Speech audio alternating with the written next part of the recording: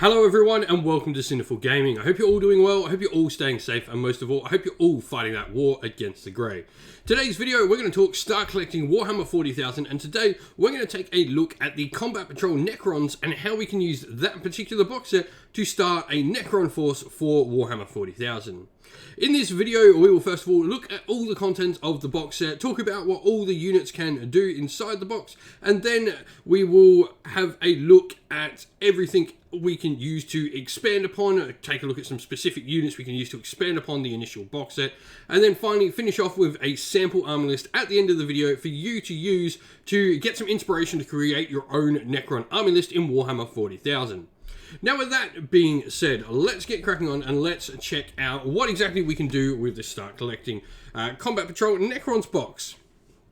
And so, the character we get inside here is a Necron Overlord. This particular model is armed with the Void Scythe and the Resurrection Orb. So Necron Overlord is pretty much your mains line sort of warrior style hero. He can buff around all your different troops. He can do a bunch of different abilities across the table. He can also, just help out in general across everything. So he's got some cool abilities. First of all, the Resurrection Orb is a once per battle ability where he can use in your command phase. The bearer can use his Resurrection Orb. If he does so, he selects one friendly dynasty unit within 6 inches of the bearer that is not at its starting strength and has not had reanimation protocols enacted this phase. That unit's reanimation protocols are enacted and every destroyed model in the unit begins to reassemble. Pretty cool stuff. On top of that, his Void Scythe is a ×2 strength weapon with -4 AP, damage 3, and each time an attack is made with this weapon, you subtract 1 from its hit rolls. It's a little bit unwieldy, but that's pretty cool. ×2 strength means he will be at strength 10. He's got some cool abilities like Relentless March. While a friendly Dynasty Core unit is within 6 inches of this model, each time a unit is selected to make a normal move or advance, till the end of the phase you add 1 to their move. A 4-up invulnerable save thanks to his Faith Shifter, and My Will Be Done is an ability he can use in your command phase and select one friendly Dynasty Core unit within 9 inches of him. Until the start of your next command phase, each time a model that unit makes attack, you add 1 to the attack's hit rolls. So pretty solid stuff all around. He's a great sort of just boosting piece for your force. Now looking at the troops choice we get inside the box set, you can have this box set either build Necron Immortals or Deathmarks. Deathmarks are an elite's choice, while Immortals are a troop's choice. For me, I recommend with this box set starting out to build all Immortals. Immortals are your better version of troop choice. So you have some others we'll talk about in just a second. But Immortals, you've got Weapon Skill, Ballistic Skill 3+, Strength 4, Toughness 5, which is really, really nice. And then they can have either Gauss Blasters, which are a 30-inch range rapid-fire weapon with Strength 5, -2 AP, damage 1, or a Tesla Carbine, which is an Assault 2 24-inch weapon, Strength 5, no AP, damage 1, but each time an attack is made with this weapon, and a modified hit roll of a 6 scores 2 hits instead of 1. Definitely, if you're going for really large units of Necron Immortals, I think the Tesla Carbines are pretty cool, though the AP on the Gauss Blaster is really, really useful. And so that's pretty much all there is for Necron Warriors. We will talk a little bit about the Deathmarks as well, which are one of the many, many elite troops you get available to you in Necrons. Deathmarks, they're pretty much Necron snipers.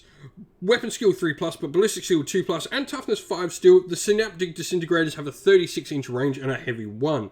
Strength 5, -2 AP, damage 1, and each time you select a target for this weapon, you can ignore the Lookout Sir roll.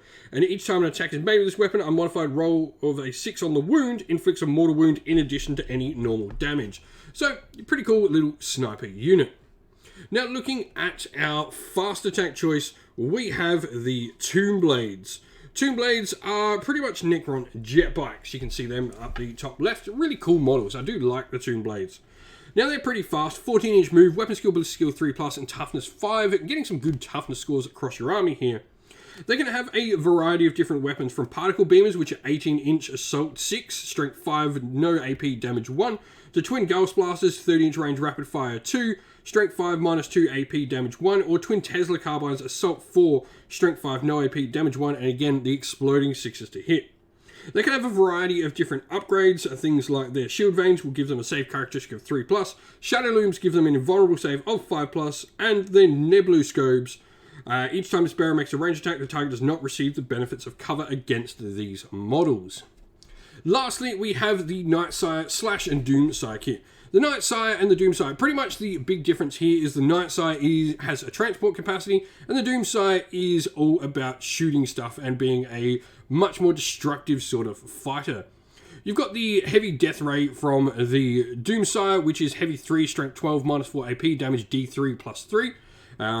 And then you've got twin Tesla destructions on both of the flyers, which is strength 7, heavy 10, 36-inch range, and 0 AP, damage 1. And each time an unmodified 6 scores a hit, you will get to have 2 hit rolls, 2 wound rolls instead of 1. You've of course got transport capacity of 20 models of Dynastic Core Infantry, Dynastic Infantry Character, or Dynastic Agent Infantry models in the Nightsire, which is where I really like it. It's able to deploy what can be a rather slow moving force across the table.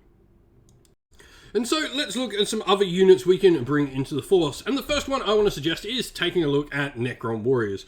Nothing too fancy here. These are your base line troops for the Necrons.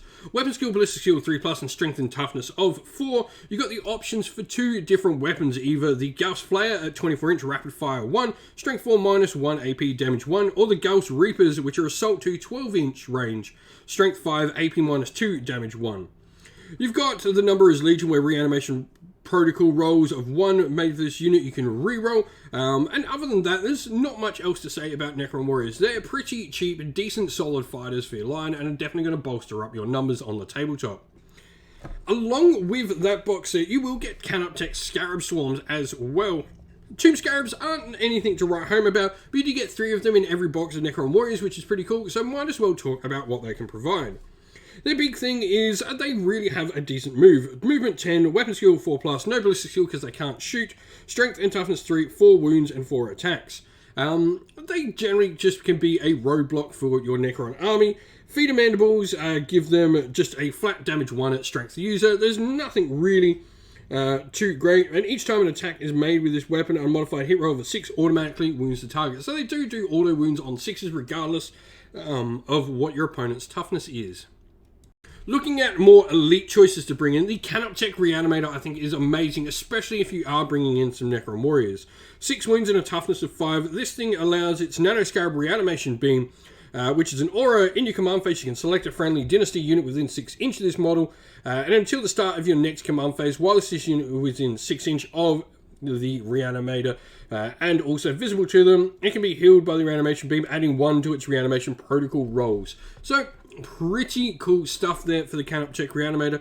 It's really just going to provide some extra healing to your Necron Warriors or other units that you've got nearby it, which I think is just great. Really sort of doubling down on everything that Necrons do as an army. Now, lastly, we've got the Technomancer, and he, again, doubles down on everything we're sort of already doing. The Technomancer's got some cool abilities, like his Canoptech Cloak to heal D3 wounds to a Dynasty model, and then Rites of Reanimation allows him to bring back some destroyed models from reanimation protocols, if they're a Necron Warriors unit, instead D3.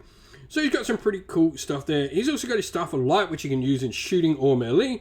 At shooting, it's an Assault 3, Strength 5, minus 2 AP, damage 1 weapon, and it's minus 2 AP, damage 1 in melee as well. So all up, a pretty solid little character. Both of these, the last 2 things, the Reanimator and the Technomancer, really going to help keeping a bunch of your different Necron units alive. And so here we have our little sample army list of the Necrons. It's 1,000 points. We've gone for a patrol detachment. Our warlord's in the detachment, so it means we don't have to pay any command points for it. And we've gone for the Dynasty of Zerkan. Zerkan is each time a model with this code loses a wound as a result of a mortal wound on a 5+, they can ignore that wound and it's not lost. Each time a unit with code is selected to shoot or fight, you can reroll 1 wound roll when making that unit's attacks.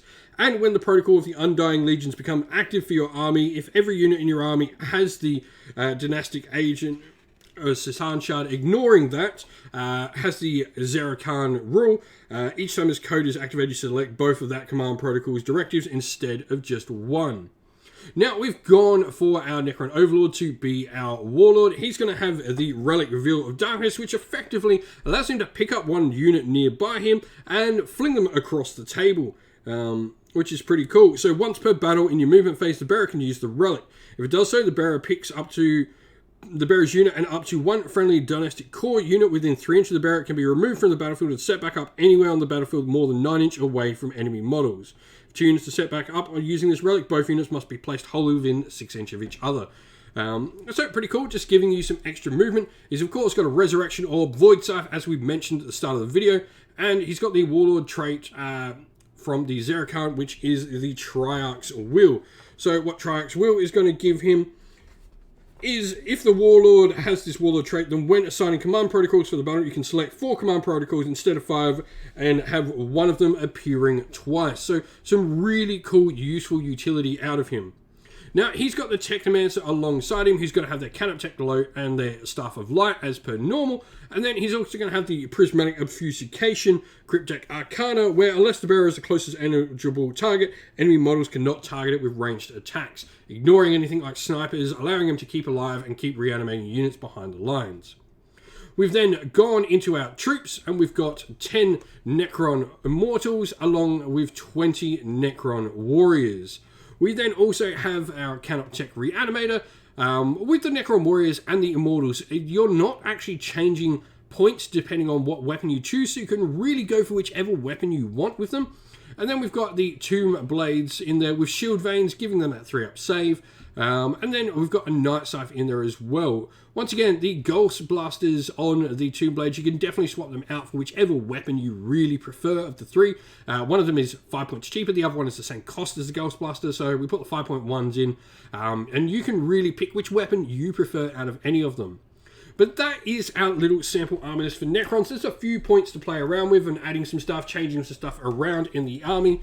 If you're playing with Necrons in Warhammer 40k 9th edition, let us know how you're going and what you've been up to with your Necrons down in the comments below. Well, that's the end of the video. We hope you enjoyed it. If you did, please don't forget to leave a like and subscribe to the channel if you haven't already, and leave a comment down below and let us know what you enjoyed about the video. If you'd like to come chat more with me and other members of our fine community here at Sinful Gaming, you can do so by following the link in the video's description to our Discord server. And lastly, if you'd like to help support the channel, you can do so either via Patreon or YouTube members, and both of those are linked again down in the video's description. As a special thanks to all our Patreon and YouTube members, I'd like to give a shout out to them all. So a special thank you to our Patreons: Christian Weir, James Soren, Greenskins Gaming, AJC, Kenny Lowe, Outer and Shop First, Andrew Bowen, Nathan Fee, The Rising Ape, Cure Dynamic, Agu, Anthony B, Anton Nilsson, JJ Austrian, Average Wargamer, Domir, Mark Harvey, James Cater, Dynet226 and Derek. And a special shout out to our YouTube members: Green Roots Gaming, Kenton Young, Chris Wallace, Ronya, Vinny, Lockloric, The Johnny84, David Ellsworth, Revenar, Wolfric Nick, Broken Shelf, Ariana Edwards, and Sean Scott. Lastly, a special thanks first of all to Lady Witchfox Art, who does all the amazing artwork for our channel, and to Xmorphic, who does all the amazing Discord server background work for us. Thank you all for watching. Once again, stay safe, stay well, and most of all, keep fighting that war against the Grey. Ciao for now.